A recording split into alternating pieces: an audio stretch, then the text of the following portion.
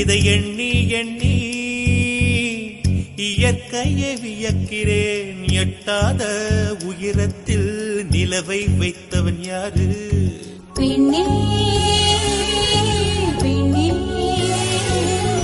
பூங்காற்ற